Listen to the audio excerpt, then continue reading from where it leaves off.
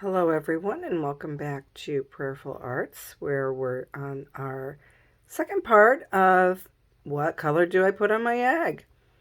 And today I am going to talk about using eggs that start with a color, and in this case a natural color.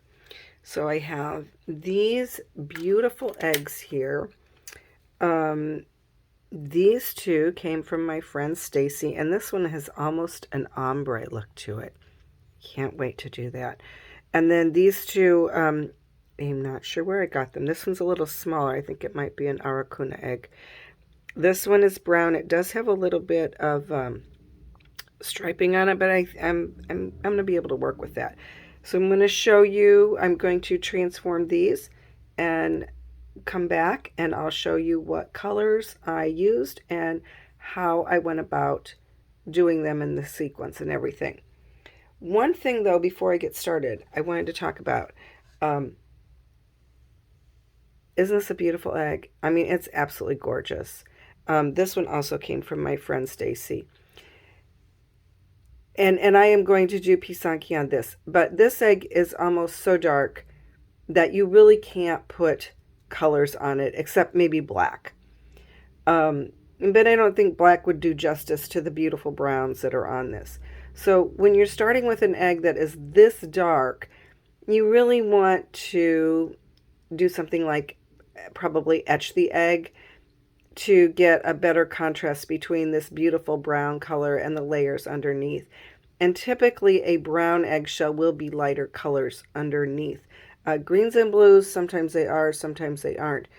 So these two, I don't know what's going to happen. We're going to find out when I go to do the pisanki.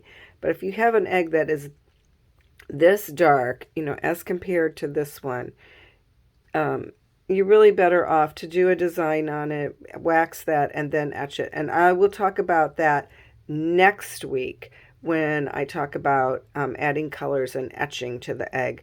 But for this week, we are just going to work with these beautifully colored eggs. I'm so excited. I can't wait to see you can't wait to show you what I come up with. All right, I have been working on the eggs, the 4 eggs. I decided to do a 48 triangle division on all of them, but all the patterns are different just because I wanted to try different colors, and doing the same pattern wasn't really going to work well for all 4 of them, but the same division is. So here we are after applying the wax to the eggshell and putting it in the first dye color. All right. So this was the egg that was kind of a bluish color. And I put it in the yellow, and I don't know if you can tell for sure, but it does have a little bit of a green cast to it because it was in the yellow over a blue egg, so it's a little bit of a green cast. This was the brown egg, and I put it in the very light blue. I did not, yeah, I got a little thing there, but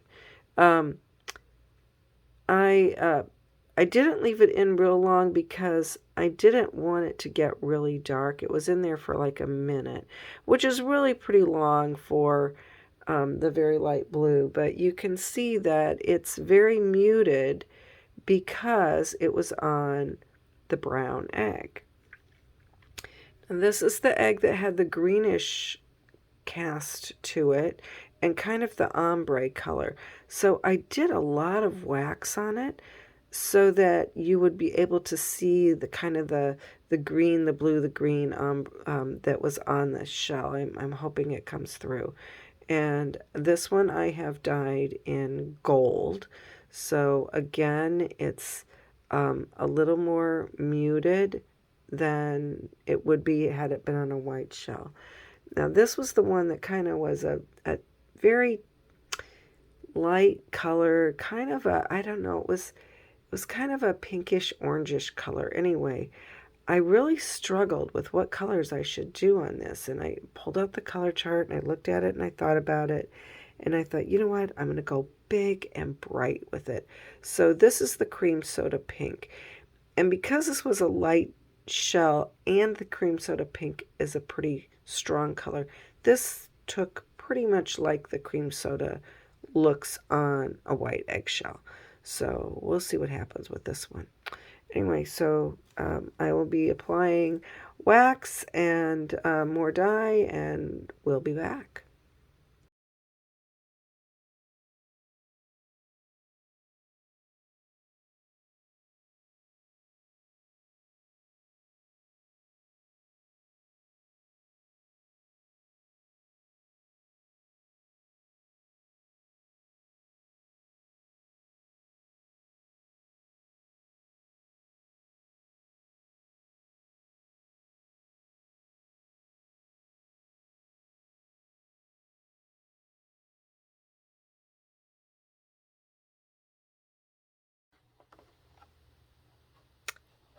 All right, we have these completely done.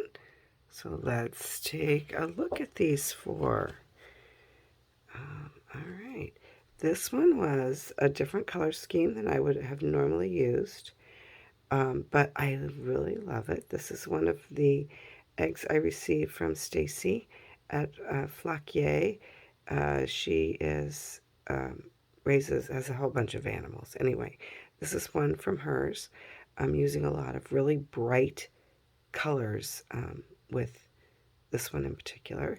This was the other one from hers that had kind of an ombre shade. This was the one that was like a really, really pale, pinkish light color. This was, so this color here is the natural color of the shell. And like in this area here, you can kind of see the shell had a little bit of an ombre. And I used the gold over, I really only used two colors. I used gold and I used dark green. And so that one turned out very beautiful. This was the one that was a pale blue color. So it doesn't show up quite so much in the camera, but the yellow that I used on it has a little bit of a greenish tint to it. So it looks really pretty with it. And then I did the yellow green, very light blue, and then I did a purple for the background, and the purple has kind of a bluish cast to it, which looks really nice with the initial lines, which do have a little bit of the blue color still in them. And then this was the brown egg that I did. This one turned out very nice, I thought. This color in here is the very light blue, and then this color is the teal. And again, you can kind of see the difference that using a brown egg makes. Get it into focus. The very light blue here is a little more muted than the very light blue that was on this one that was a white egg. So when you're using eggs that are already have a color on them, your initial colors, again, they're going to look a little different because you're starting with a toned canvas. Anyway, I just love the way they all turned out. All of them very different. Very cool. I really like these. So next, I'm going to be doing some more, showing how I get some of the more earth tone shades on eggs and using some etching also.